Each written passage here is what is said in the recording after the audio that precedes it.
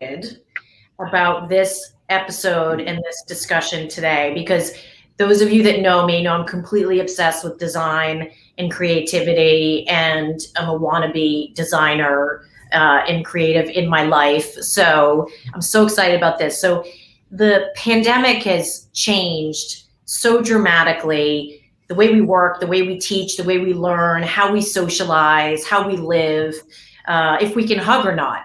I mean, it's changed everything. So today, I really wanted to take a really good look on how the pandemic has impacted how one creates and how one shares and collaborates, and how will we move forward, and what will the cultural landscape look like when we emerge from this. As we emerge, I feel we're emerging a bit now, thank goodness. You know, it's amazing to me every year how society is more global and more interconnected, even with the rise of populism and people saying, you know, we don't want global trade at the levels that we did. Regardless of what governments decide, we are more interconnected and more global than ever in systems, whether it's communications, transportation, design, finance. Everything is increasing in complexity. And so the types of challenges that arise from these interconnected systems are really big. So today, I brought together the best group of people to talk about the different ways that using creativity and innovation is a way to problem solve in this increasingly complicated post-pandemic, we're being very optimistic, world. So I'm going to start. To do this one, I invited two friends and an amazing woman. So I have two friends on. One is Jimmy Stone, who's the Chief Creative Officer of Edelman, New York, and the head of the U.S. Creative Network for Edelman. He's a creative leader and a cultural architect, and he's been working for 20 years to connect brands and consumers and do purpose-driven work, and he leads a team of over 120 creative. So I basically want to be Jimmy when I grow up.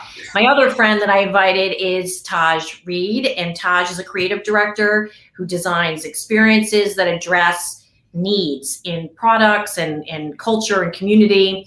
And at Edelman, Taj oversees an awesome team of makers, breakers, thinkers who combine art, code, copy to create innovative experiences for a lot of companies like Scholastic and Samsung and Adobe and Unilever and eBay and many, many, many more. And last but definitely not least, our special guest, Amanda Ramos, is an innovation director and the founder of Gensler's innovation team. She's focused on working with leaders to develop inclusive, socially innovative, social innovation platforms. She has 20 years of experience. She's developed organizational programs, campus master plans, workplace prototypes, which of course is incredibly relevant right now, innovation adoption campaigns, change accelerators. And she's done this from everybody from nonprofit organizations to Fortune 500 companies. So she has broad experience. So welcome everybody. And I'm so glad that you're here as part of Go Ahead.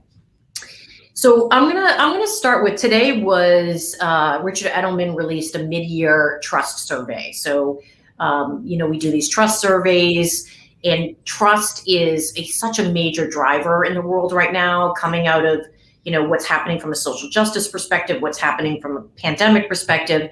So there was a lot of data, but one piece for this conversation stuck out to me, which was that 64% of people around the world that was surveyed said that they believe the pandemic is creating new opportunities for innovation in critical areas. This was the optimistic data. The rest of the data was not as positive, but we'll use this one.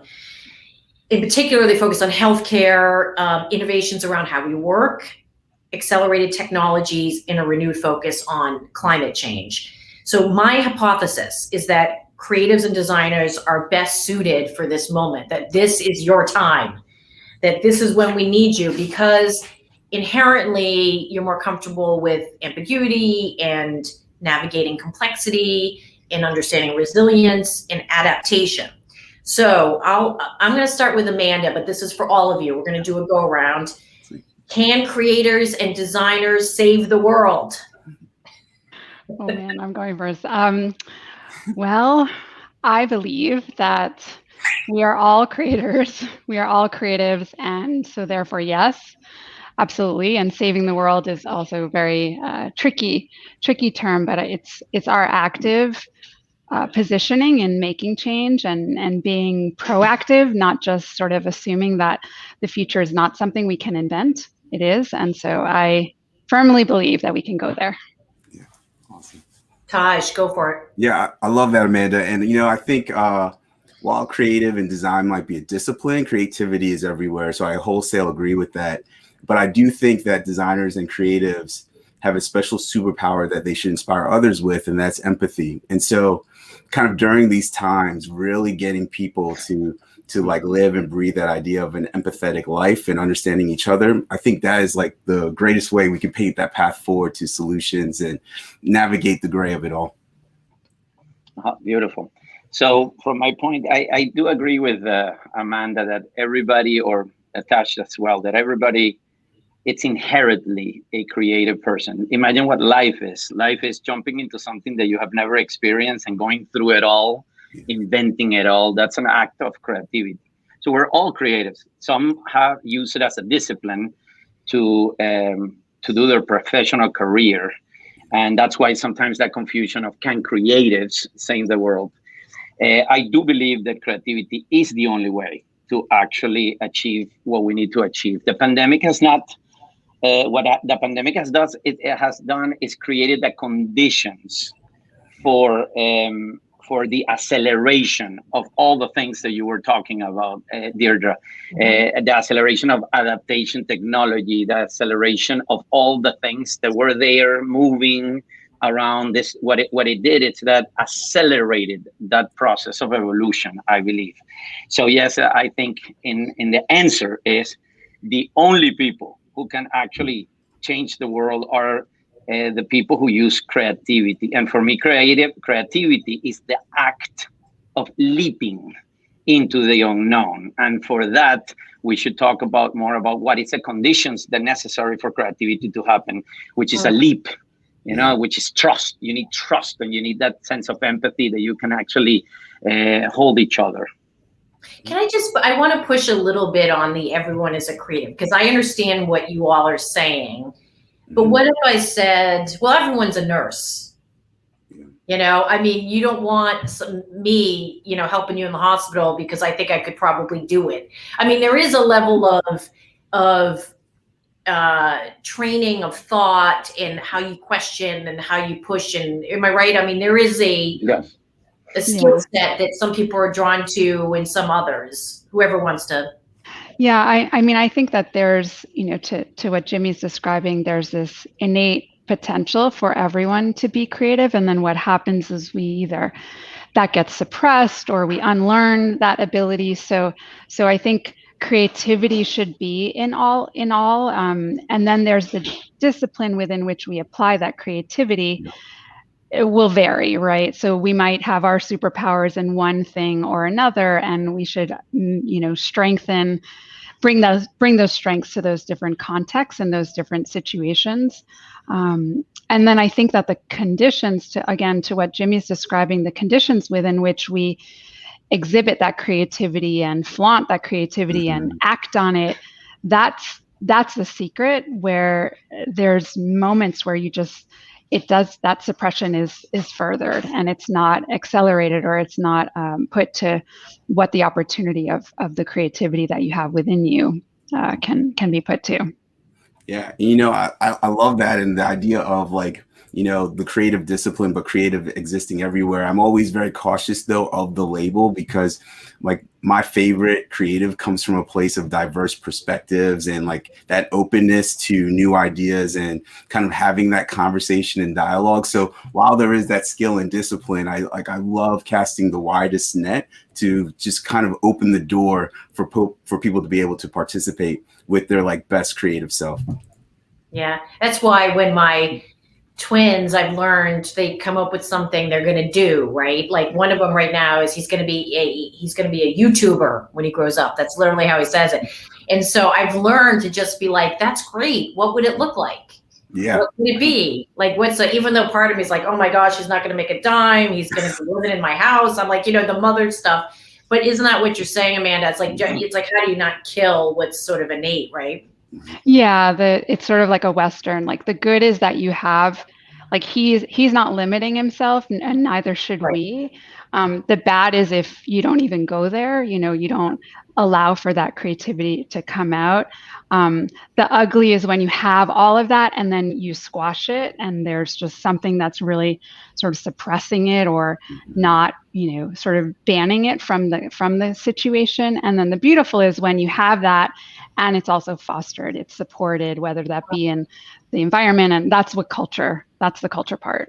Right. That's I do think that that's super rich in terms of like there's a moment in life like around 7 years old when you are drawing your green blood drawing, could be anything. But there's a moment when there's an age in which if you draw something green and then all of a sudden you say that's Santa Claus, your parents are going to say, no, Santa Claus is red. And it's like, no, wait. So that's the key moment where a lot of people, like Amanda saying, start to separate themselves from believing that they're creative. And then, of course, the other one is when you start to become the craft of creative. And then all of a sudden you have that title of creative. But so whoever is a creative or in the creative field definitely is poised to be more in tune to a complex environment, which is what you're saying your question is, and I agree with that statement. So both Taj and Jimmy, and maybe you did too, Amanda, but mentioned empathy. And so before we dive into a couple of things, I just want to go back to that because it was mentioned a couple times. So how are you guys thinking in your various roles and what you do every day about empathy in the world right now because of the division in the world and how people are, in my view, listening to each other enough, learning about each other enough? That to me is a place where maybe creative and design can help drive some of that, but maybe I'm too idealistic. I don't know.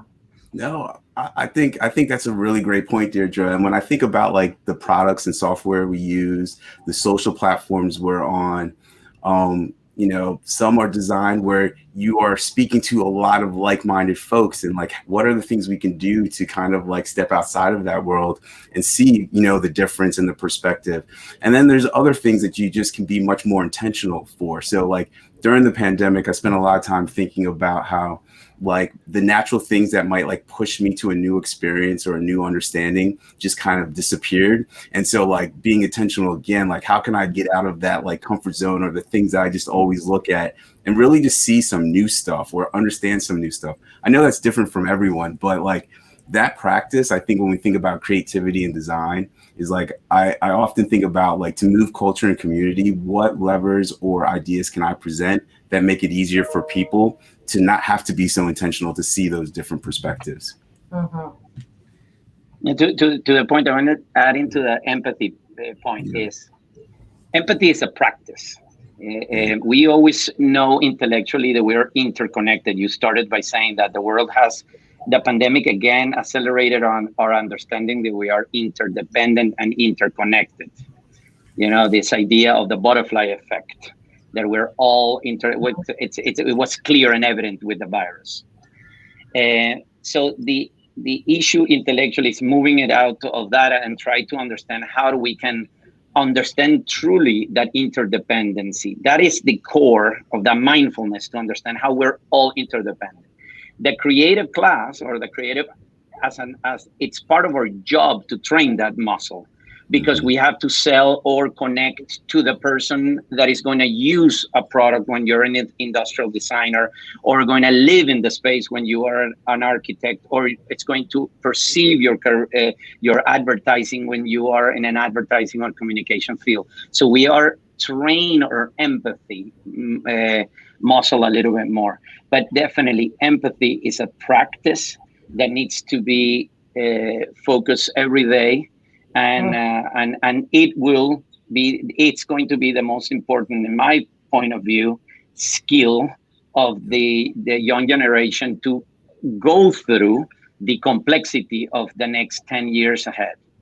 Yeah, and I'd add just to think about also the the practice of inclusion as an aspect of empathy. And a term I learned, and I wish, it's one of those I wish I came up with this, was inclusion illusion. Mhm. And there's also a huge caution around thinking or positioning or structuring inclusion and saying you have that diversity of perspective, but not really authentically listening to what you might be hearing, acting upon what that influence might be, at hand, and really believing in it. So I think there's a lot.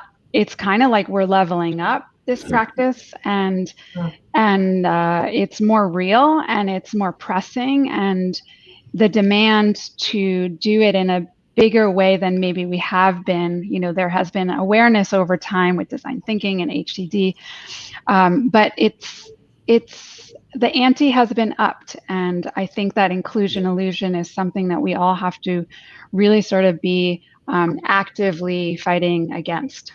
Yep. And Amanda, let's stick with you for a minute, because talking about inclusion, let's bring it to the workplace a little bit. How are you guys at Gensler thinking about this? I said earlier that the people are optimistic that work will be reinvented. So give us some thoughts on how you guys are talking about it. Yeah, there's, and I'll speak to it in a more hybrid sensibility, because as we all know, it's not just our environment, it's also this little space that we have here. There's a lot about just understanding how do you design for sort of equity in participation and presence. That's one aspect that we're trying to figure out, what does it mean to, and we've learned so much from this kind of constraints of the pandemic and the over virtualization of all of our interactions. What does it mean to mute, unmute, to see everyone equally on a page, to understand this is my name, this is where I'm coming from, to know how loud I'm talking or how much I'm not talking. We want to bring some of those things back into the physical to make sure that the things we've learned and been empowered through technology to create greater equity can be designed into our work environments. And then there's from the physical to the virtual. This gets a little boring, and somehow there isn't the complexity of what space does. Just like music and all of these things, they have like so much dimension, and if you don't allow for that to enter the virtual space, it gets flat on many different levels. And so we've been doing a lot to create ambiance and vibe and dynamism into the virtual space that we are right now like 100% engaged with. So equity is a big design principle that we're really exploring, and to the innovation factor in huge ways, and it's really, really interesting. Beautiful. I'm particularly focused on how you give people a voice, whether it is that you're sitting around in a conference room or whether it's in this format. And I hope I find before I retire someday in 50 years what the magic formula is, because you just often get in these situations where people just don't speak, and the person that's highest paid, highest title, whatever, is the one speaking. Are you guys thinking that through when you talk about equity, and how do you are there novel ways of? Yeah, I mean, a lot of like, if you the craft of myself as a sort of strategic architect is very much along the lines of activation. So there's something about designing, not necessarily only the kind of chairs and tables and the sort of format of the meeting, or whatever engagement it is, but how will we really activate that so that it's allowing for the multiple voices, it's allowing for everyone to participate. So that's a big part of it. I think you can create that space. I think this hybrid, the world is going to be hybrid. There's going to be the pull and push of people who will believe that it's going to be all remote, and because it's easier or better or more productive, and people who believe that it needs to be in physical all the time, to go back into the old ways because it was more serendipity and more ability to feel the energy. But you can fight those streams, but it's inevitable that it's a hybrid world that we're living in. So what you're doing of bringing empathy to the digital, and bringing the effectiveness and productivity of the digital into the physical, it's amazing.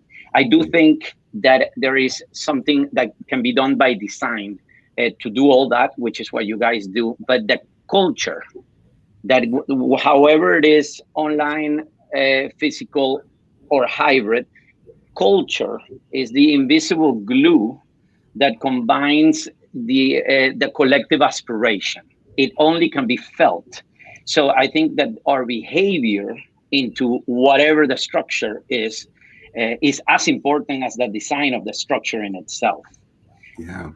Jimmy, I get so excited when I think about that space and what culture means. And Amanda, how you just like beautifully laid out like the potential for connection. Like in this moment right now, we have so much opportunity to redefine different areas, the ways we connect. But I'm also like, when we talk to the team, I get a lot of like kind of feedback and information about redefining what like high impact and success looks like as like an employee or a teammate. And so, like the old way of thinking of like what success looks like at a boardroom table and talking and maybe getting that right point out of me, like, I scored, like is all of a sudden being redefined by new ways of making impact. It might be that like quiet note that you send when you have an epiphany and it's inspiring like a whole team to get supercharged on an event or an activation.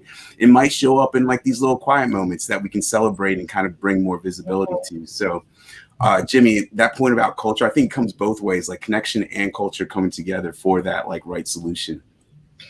So in some ways, all of the systems have to be redesigned, Taj, then if that's what you're saying, right? So how you evaluate people. Yes. Right? How you give feedback, which we've been, changing up a lot at Edelman with real-time feedback and having an app to do that. But how you do conduct meetings, I know I read Sundar Pichai at Google likes to go around and he'll say to every single person, okay, we're going to go around the table and get everyone's views in a meeting that's not hundreds and hundreds of people, obviously.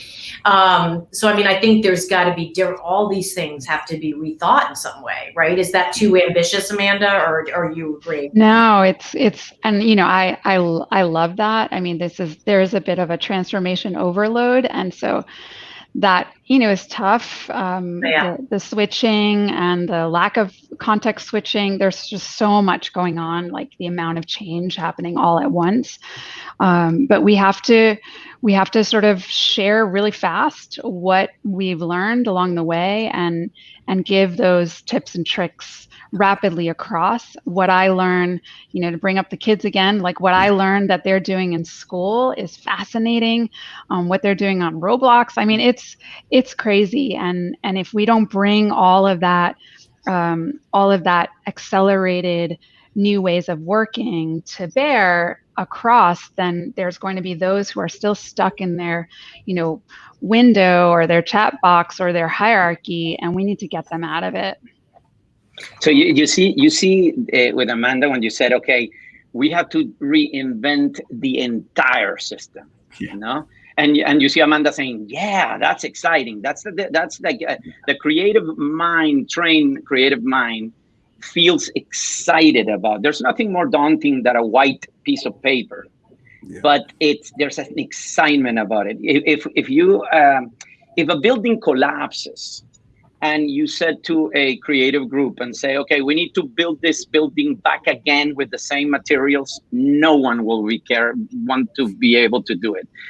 But if you say to them, it collapsed the building, but you can use the same materials, but build it however we want, all the creative people will say, I'll jump into that job. And that's what happened. The building collapsed. That's why the creative people are the only ones who can actually rebuild the building. Go ahead, being not creative, and rebuild the building with the same materials back again to see if anyone will go down into that building. No one will. And obviously, and you don't want to do it the same way because something failed, right? So, and in the, a collapse is the worst kind, but there's something important about, someone in our Gensler ecosystem taught me the word skeuomorphism, like why, and I think it's this kind of thing where when TV first started, it was radio on TV, and then slowly it evolved to be TV what TV wanted to be, and now we're in that weird time where we're trying to replicate, maybe what we had, but let's get rid of the things that collapsed in that scene. Let's rebuild it in a new way. And then as we start to become a more hybrid society, same thing, like the triple pandemic, we don't want to be going back to a lot of things that we have been experiencing. And so let's all be creative and thinking, that changing the world, saving the world is, we all have a responsibility as part of that to not, to demand that new way, to demand this something better. And what do you think is the question will be, what are the forces that are going against, that are producing the inertia for us not to do that? Is that the people who are dependent on the old building? Yeah, I mean, it has to be, it's like anything else, right? What is in it for every party engaged, right? Like that's how you have to think about it. But I was going to say, Taj, I mean, how do you start? Is it questions? Yeah, a lot of listening. Like questions and why and how and tell me more and why does this happen and what, before you get to like what Amanda's proposing, which is this kind of, don't build the building same way. I think the lesson I've learned most in the design practice is just like really being the best listener possible and trying to collect that data and that information and really like get to the bottom of like the intention and the ask, but then also to like prototype and iterate. Like, when I think about this new era that we're stepping into, Jimmy, I love the way that you frame it in terms of like beta. Like, let's embrace the unknown. Like, go for it, like trust that we'll figure it out together, but let's try stuff, let's experiment, let's iterate. And I think that is like one of the keys to listening while making progress at the same time. That's so great. I sort of do that in my daily life, like, where you drive by something in New York City. I live in New York City, of course, and you drive by something and you think, who designed that? Like, that is just the like, I'll give you an example, public housing, right? Like how do you, so it's just so, or I use something in the kitchen and it's like, just who designed this? This is like the worst, I mean, it's just right for exactly how you're in the empathy piece, like how is it used? What's the, right? So I think there's something interesting also. I've found, one of the things that I know you wanted to talk about is just like, how do we do this socially distant creativity? Yes. And I have to say, being at home, the amount of stimuli that we have access to is really interesting. You could call it distraction too, but there's good and bad, right? But the access to things that maybe haven't necessarily made their way into the office environment, that's why a lot of the movement towards making a workplace have more elements of home, because it's going to do something for your own, creativity, for your invention, for your ability to see in this, like, well, why is that way? And does it really need to be that way? What if it was something else? What if it had a different point of view or a different way of thinking or a different, model or addressing a different problem? So I think that the more we can allow for us to be working and be stimulated by life and all the beautiful things that surround us, to not sort of make our space agnostic of that stimuli, I think is really exciting. I think we've learned a lot from being at home and just having other things around us that maybe we didn't. Well, it's a more integrated life. Yeah. Right? It's not the 1950s or 60s, 70s, 80s, 90s. I mean, it's been the same way for how long, where, the man puts a suit on and he goes to the office and he does this thing. My mother used to always say, we never talked to my father at work. Never. Like, that wasn't ever even a thing. Like, he went to work, he did his job, he was at his desk, he went to lunch, he had an hour lunch, he went back to his desk. That was right, Amanda. So it's like there was zero integration into life. Zero. There was no cell phones at the time. But so I think what you're saying is like, we're learning from the socially distant, that we want it to be a bit more integrated, right? And that's and so you brought up the headline from this go ahead. So I would love to hear from all three of you. How have you collaborated in the last year? Now we're starting to get out a bit more. But really, especially last spring, we were just home. Yeah. So how did you do that with your teams? Go ahead, Jimmy. So I just want to jump into. I just want to say that it was incredible when we were March 15, 14, 13, and we were like, okay, in a week from now, the entire system goes remote. Everybody was panicking. We were I'm saying, like, how are we going that? And so one of the things that I said to my team was, trust, leap, go. Remember that the human animal is the resilient animal. We will figure it out. To our surprise, it took less than a week for us to be as effective, as productive as ever before. So then in 3, 4, 5 months, when we weathered that storm and we figured it out, we became so productive that we know that the reality. But at the same time, our burnout came at the same level of the productivity. And so the collaboration was more organic. You get to know a lot of people that you never worked with before, and all those beautiful things that happen produce a lot of productivity. However, I do strongly believe that creativity happens very much also physical, and in the physicality of knowing the people. This lag that we're seeing a little bit in here, it's also producing in that line that the 5G is trying to eliminate. That line, it's almost like where all goes to waste in that moment of like, if you have more than 6 people and then you have the Teams hand meeting, that stops the flow of collaboration. So although we did it, it was resilient, it was productive.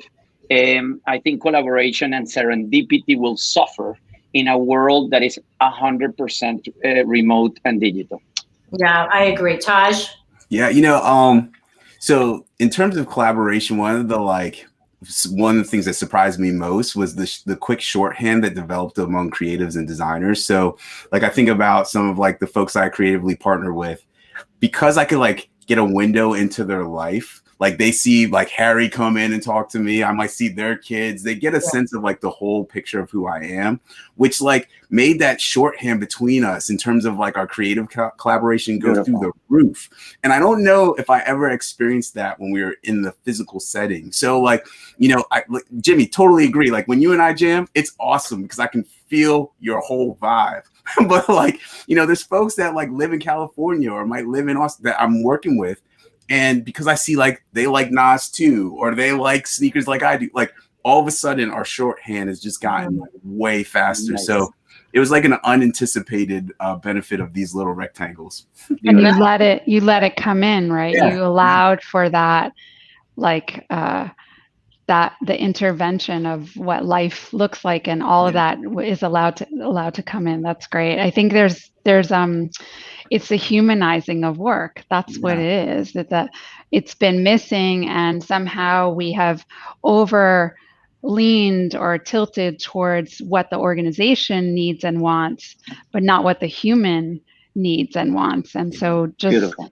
opening that up, or opening us up and allowing that vulnerability, we can just respect each other as people, and then we can get that trust that you're talking about, allow for us to have the space and the psychological safety. All of those things are so critical, because this is hard work. Whatever it is that everyone is doing, it's hard work. Nothing seems to be easy. I don't think that's just us. I think it's all of us. But just definitely, humanizing the situation and the dynamics is so key. I want to say something. You were talking about this binary nature of work and life. Yes, we are in the middle of that beautiful blur that we work at home or live at work, and we don't know. And that's something a little bit that sometimes is not that beautiful, but eventually will change. That we're going to bring naturally the beautiful things, and we're going to reject the things that burns us out, and we're going to create a hybrid environment that is going to be awesome. No one is intelligent enough to know exactly how it's going to be. We just have to leap into it.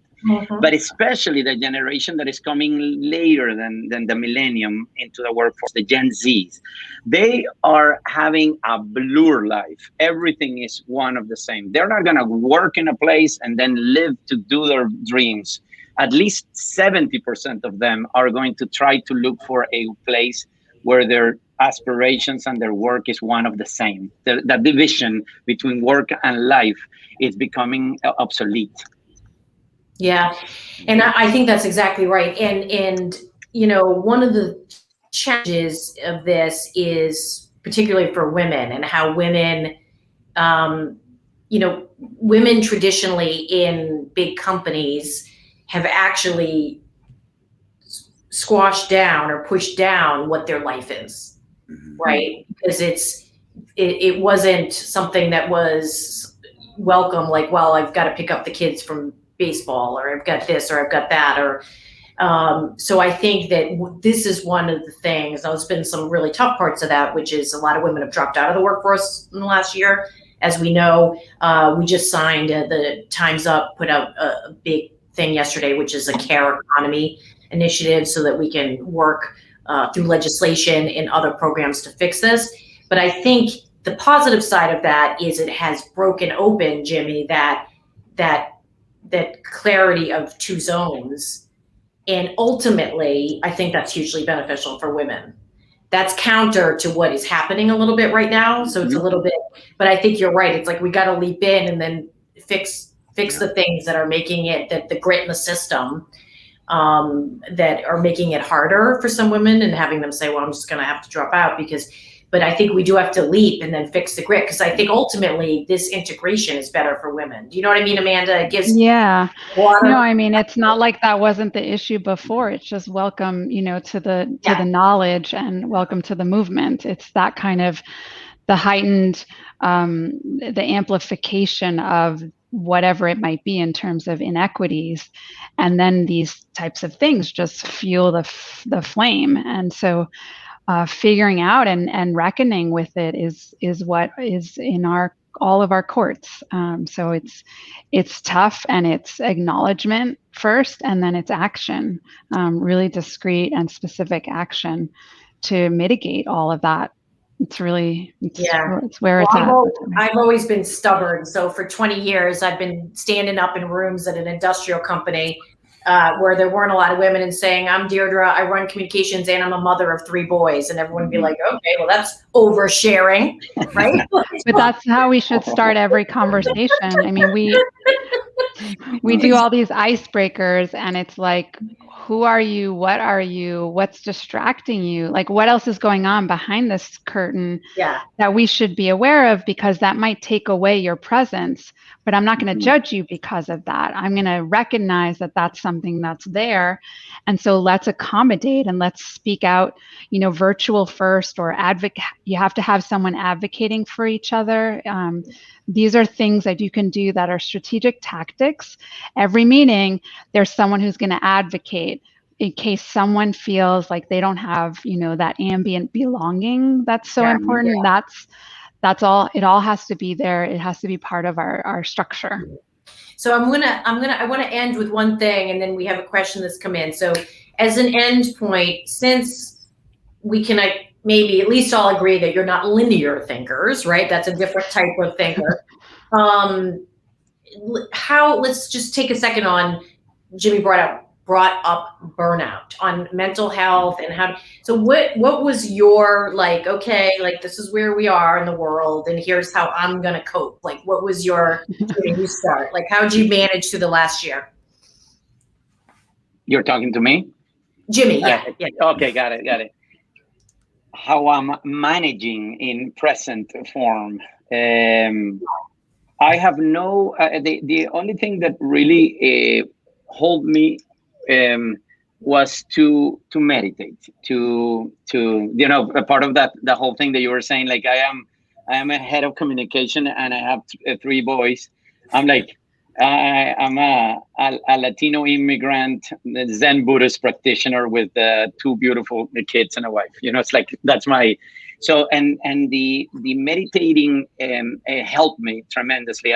We were meditating a lot with Tash. Remember those in the beginning, because that feeling where the entire walls are closing to you. Meditating allows you to open windows in those walls and see, and you don't get claustrophobic. That helped tremendously.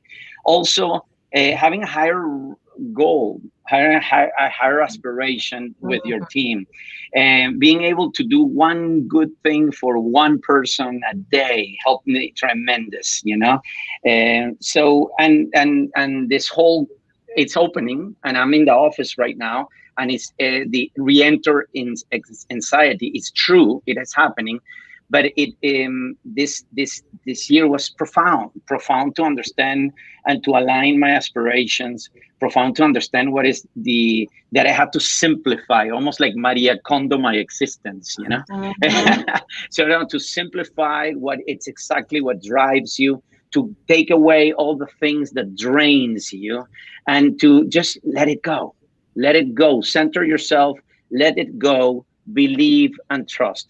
And one thing that it was clear for me, and it's something that with Tash and with you, dear, that we are going to focus tremendously, is that immense, disproportional, Herculean power of culture. Culture is the net that allows the creativity, which is that leap. So when you're jumping from one building to the other one, it's scary. But if you have a net on the bottom, you probably will jump a little bit easier. So we need to protect culture like it is our life depending on it. And that is what I would like to do. And that's like what it made me feel like, okay, that's my goal. That's great. Taj? Oh, Jimmy, like I'm right there with you, bud. And Amanda, I loved your point about ambient like advocates in the moment. So as we've all had experience, this year has been one heck of a year. And I think it's hit everybody a little bit differently. One of the things I feel so grateful for in terms of managing burnout is that my kind of like immediate team that I work with every day, we really gave each other space to be extremely vulnerable and just to share like exactly what we were feeling. And so there was like this collaboration and support system there that was really nice during the day. And when we were feeling burnt out, we would like tell each other. And then I feel so lucky to live with my mom and dad. They're here living in my home, and just getting that perspective, like someone that sees the patterns and can like tell you like what you can weather, what is like a real thing that you might not be able to make it through, but we could do it together. Just those two support anchors, like my family, as well as this like kind of work family that I feel like has enabled that vulnerability, has just been something that I'm like just so grateful for. That has been what has managed the burnout, because the ritual to work, I got that down pat. I put on my uniform, I play my like Jay-Z in the morning, I'm ready to go. It's the warm down that's hard. Like, how do you turn it off, So yeah, I love that saying too, like, when through cracks, cracks allow the light to come in. Yeah. And I think that's such a profound thing, right? So let the cracks come if they need to come. Amanda, so what about you last year? Yeah.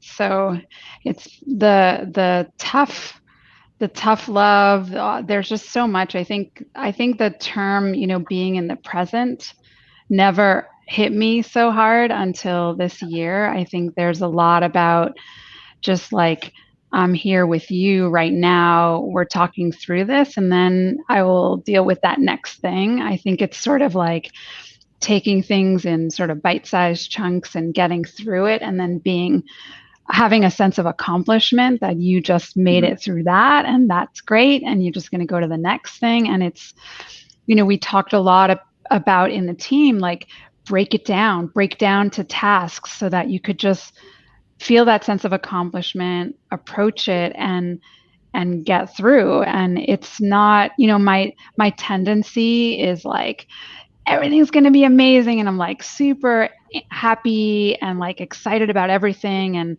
always thinking about what's next. And I had to figure out how to calibrate that during this time in a different way. And the team is like, Amanda, you need to read what toxic optimism is. I was like, what does that mean? And I was like, oh my God, I can't do that. Like, stay away from that. But it's just being conscious of where people are and that not everyone might be in that same place. And so how do you calibrate and be in the present and just really take on the present and all that vulnerability, all that, it's all part of it.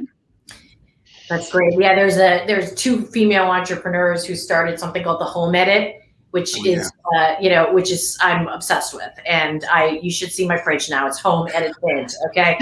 And to the point of like the clutter, this year the clutter has killed me. If there's clutter, it has to go. I get very like, but they, Amanda, I bring it up because your point of like chunking out, I mean, they literally are like, I showered, yay, success today. Like, it's like, I made a lunch for my kids. I'm like, I did it.